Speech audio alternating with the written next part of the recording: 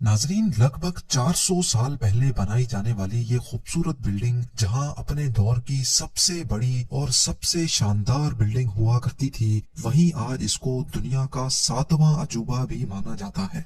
इस आलीशान स्ट्रक्चर को बनाने में 20,000 मजदूरों ने दिन रात खून पसीना बहाया, और वो भी 1 या 2 सालों तक नहीं, बल्कि पूरे 22 सालों तक। अगर आज के दौर में इसकी कीमत का अंदाजा लगाया जाए तो संगे मरमर का ये अनमोल मकबरा हैरत अंगेज तौर पे $1 बिलियन यानी 7,500 करोड़ रुपयों से भी ज्यादा महंगा है, क्योंकि इस बिल्डिंग में मुगल आर्किटेक्ट्स ने अपने हुनर की कई ऐसी निशानियां छोड़ी थी जिनकी दुनिया के टॉप इंजीनियर्स भी आज तक तारीफ करते हैं।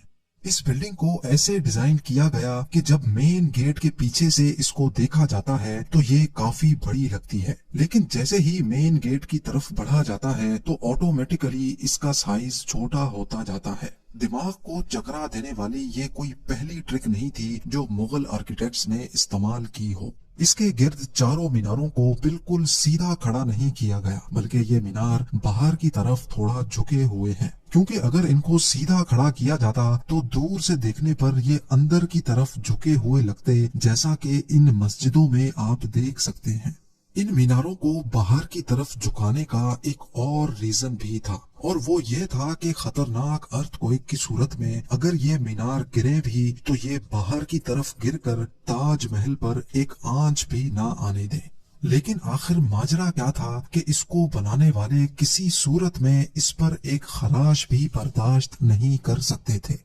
ताजमहल के वो कौन कौन से राज थे जिनको 400 साल पहले छुपाने की कोशिश की गई थी, और जब उस दौर में कंक्रीट या स्टील ही नहीं हुआ करता था तो आखिर इस आलीशान मकबरे और इस पर मौजूद 40 मीटर ऊंचे डूम को कैसे बनाया गया, ये सब और इससे भी ज्यादा आप जान सकेंगे आज की इस स्पेशल वीडियो में। नाजरीन, ये मामला स्टार्ट हुआ था सन 1607 में, जब इंडिया और पाकिस्तान के इस खित्ते में मुगल एम्पायर का होल्ड हुआ करता था। इस दिन मुगल शहंशाह का सबसे छोटा बेटा शहाबुद्दीन मोहम्मद खुर्रम 15 साल का हो चुका था, और उसी की सेलिब्रेशन के लिए आगरा फोर्ट में एक आलीशान पार्टी रखी गई थी। खुर्रम मुगल शहंशाह को सबसे ज्यादा अजीज था, इसी वजह से इसके हर जन्मदिन पर इसको हीरे जवाहरात और सोने से तोला जाता था, यानी जितना वजन शहजादे खुर्रम का होता था उतना ही खजाना इसके नाम कर दिया जाता था। लेकिन इस जन्मदिन पर कुछ और भी खास होने वाला था।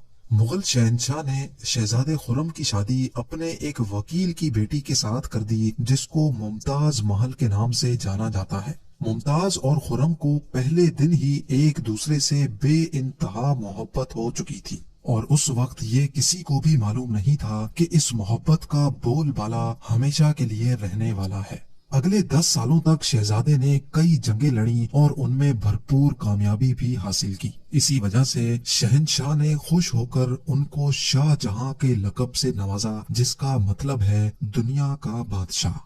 शाहजहां की टोटल 6 बीवियां थीं जो आगरा फोर्ट के हरम में ही रहती थी। इन 6 में से शाहजहां सबसे ज्यादा मोहब्बत मुमताज से करते थे, और यही वजह थी कि उनका ज्यादातर वक्त मुमताज महल के साथ ही गुजरता था।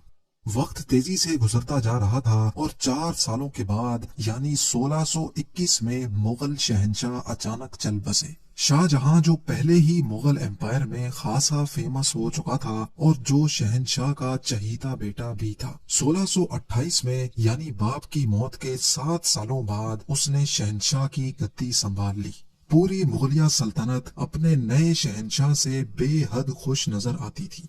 ये वो पीरियड था जब मुगल एम्पायर अपने पूरे उरूज पर थी, यानी पूरे इंडिया पाकिस्तान के साथ साथ अफगानिस्तान के भी कई हिस्सों में मुगलिया सल्तनत का राज हुआ करता था। सारे फैसले शाहजहां खुद करता था, जबकि मुमताज महल पीछे रहकर शाहजहां को मशवरे दिया करती थी।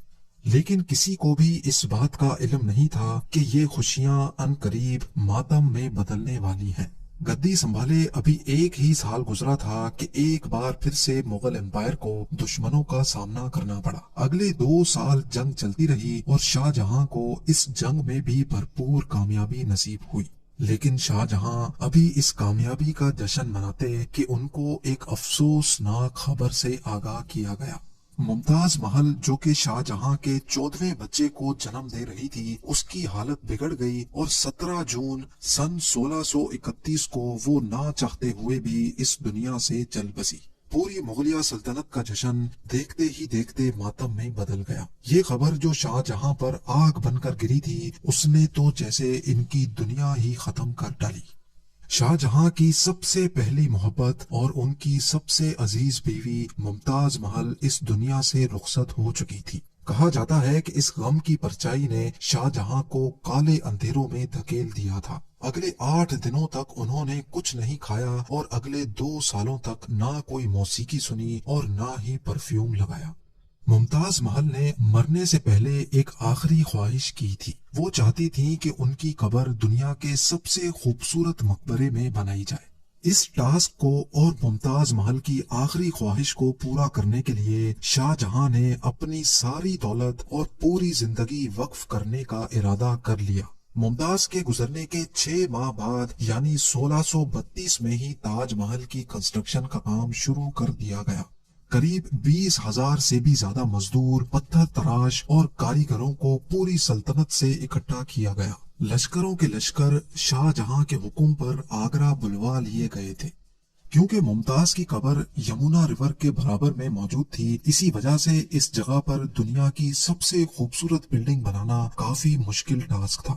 ریور کے کنارے زمین کافی سافٹ ہوتی ہے اور اگر یہاں کھدائی کا کام کیا گیا تو پانی کا بہاؤ تاج محل کی فاؤنڈیشن کو بھی نقصان پہنچا سکتا تھا۔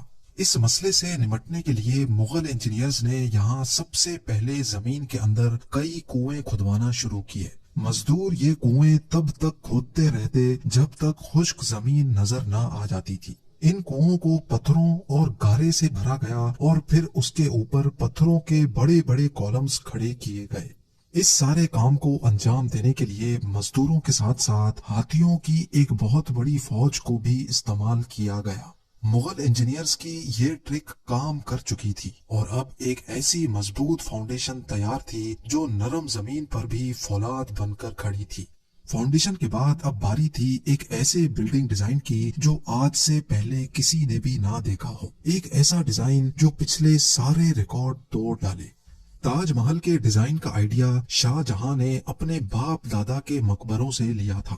باپ کے مقبرے سے میناروں کا آئیڈیا لیا گیا، دادا کے مقبرے سے بلڈنگ کور کا آئیڈیا لیا اور اپنے انکل کے مقبرے سے ڈوم کا آئیڈیا لیا تھا۔ اور جب ان سب کو کمبائن کیا گیا تو ایک شاندار اور عالی شان ڈیزائن ابھر کر سامنے آیا۔ بلڈنگ کے اسٹرکچر کو بنانے کے لیے لاکھوں نہیں کروڑوں اینٹیں موقع پر ہی بیک کی گئیں۔ یہ سب اتنا آسان نہیں تھا اور اس میں لا تعداد پیسے بھی بہائے جا رہے تھے۔ ہر گزرتے دن شاہی خزانہ تیزی سے خالی ہوتا جا رہا تھا، لیکن شاہ جہاں کو کسی چیز کی پرواہ نہیں تھی، بس ان کو یہ کام ہر قیمت پر کمپلیٹ کرنا تھا۔ کہا جاتا ہے کہ تاج محل کی کنسٹرکشن میں اتنے زیادہ لوگ لگائے گئے تھے کہ ان کی وجہ سے آس پاس کے علاقوں میں کھانا پینا ختم ہو گیا تھا۔ 20,000 مزدوروں اور کاریگروں کی ڈیمانڈ پوری کرنے کے لیے شاہ جہاں نے آس پاس کے تمام علاقوں سے اناج آگرہ منگا لیا تھا۔ کئی سالوں کی محنت کے بعد بلڈنگ کا اسٹرکچر کمپلیٹ ہو چکا تھا اور اب باری تھی اس کو سنگ مرمر سے سجانے کی۔ یہ سنگ مرمر آگرہ سے 400 کلومیٹر دور راجستھان سے منگایا جانا تھا، کیونکہ یہاں کا مکرانہ ماربل آج تک دنیا کا فائنسٹ ماربل مانا جاتا ہے۔ شاہ جہاں نے تاج محل کے لیے پورا مکرانہ ماربل ریزرو کر لیا تھا، یعنی جب تک تاج محل کی ڈیمانڈ پوری نہیں ہو پائے گی تب تک کسی کو بھی یہ ماربل خریدنے کی اجازت نہیں تھی۔ 1000 ہاتھیوں کی مدد سے ہزاروں ٹن وزنی ماربل راجستھان سے آگرہ منگایا گیا۔ تاج محل کا یہ خوبصورت ڈوم اتنا بڑا ہے کہ اس کا اندازہ صرف آنکھوں سے دیکھ کر ہی لگایا جا سکتا ہے۔ آج کل اس طرح کے ڈوم بڑی آسانی سے اسٹیل اسٹرکچر پر بنائے جا سکتے ہیں، لیکن 400 سال پہلے 40 میٹر اونچے ڈوم کو بنانے میں ان کے پاس صرف پتھروں کا ہی سہارا تھا۔ اس ڈوم کو بنانے میں مغل انجینئرز نے جو اسٹریس کیلکولیشن کی تھی اس کی آج کے انجینئرز بھی بہت تعریف کرتے ہیں۔ تاج محل کی فنیشنگ کے لیے اس کو پیٹرا ڈورا یا پرچن کاری سے ڈیکوریٹ کیا جانا تھا۔ पेट्रा डूरा एक ऐसी कलाकारी को कहा जाता है जिसमें कीमती पत्थर को मार्बल के अंदर तराश कर लगाया जाता है।